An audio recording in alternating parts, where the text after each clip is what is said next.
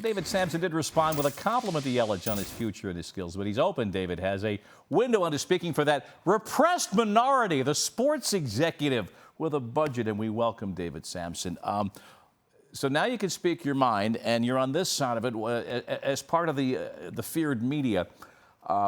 Where is the fiscal sanity in sports right now? Where's the meter? Is it pegged towards the opposite end here? I don't know. I can only tell you that as president of the Marlins, I certainly made my mistakes in terms of giving guaranteed contracts to players who didn't perform.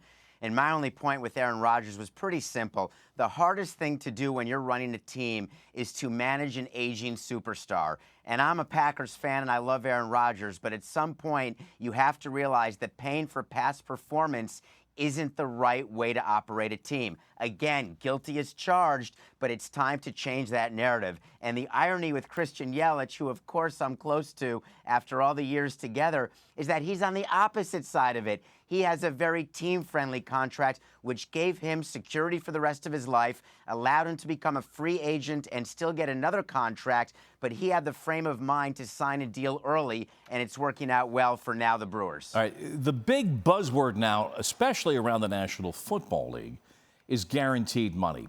It is the push, and you can see it becoming a major flashpoint towards the coming union negotiations. If you put up the numbers, and we shall, the number of $100 million guaranteed contracts, sport by sport, baseball's handed out 74. There have been just 2 in the NFL. Talk to your NFL brethren, a lot of them eating lunch, watching you right now, about this clarion call to the players that we want more and more guaranteed money, to which you would say what? What are you doing? You only have 2. Keep it that way.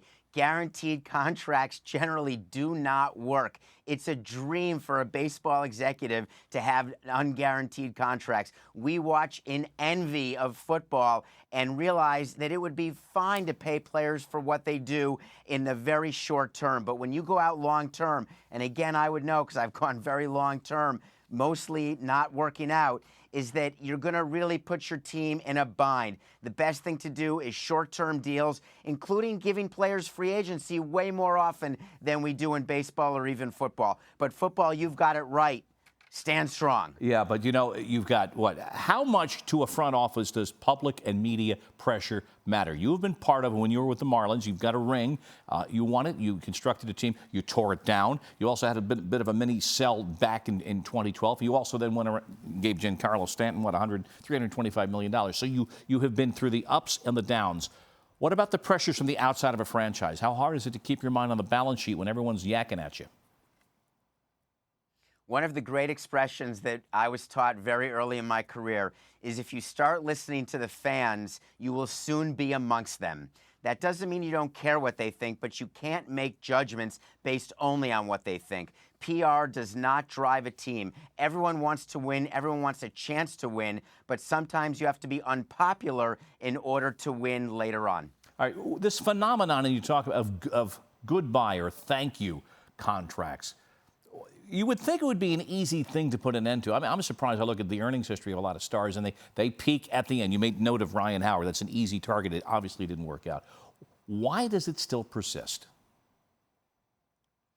Because owners, and again, I've been there, you feel as though you can't let a superstar go. That's why I said it's tough to deal with an aging superstar. Look what the Lakers did with Kobe Bryant. They gave him a 2-year contract at the end. They didn't get close to their money's worth, and frankly, it hurt their franchise for years to come. But I get what's going on in the mindset of an owner or the Buss family. You want everything to be good with your superstar because you want to be associated with that superstar in eternity. But the truth is, if you're really thinking about the value of your team, a winning product, and then keeping your fans happy, you have to sometimes say goodbye. It's always better to go a year too early than a year too late. Look at Oakland with Sonny Gray. They traded him to the Yankees. Everyone thought it was great. It turns out Oakland was right.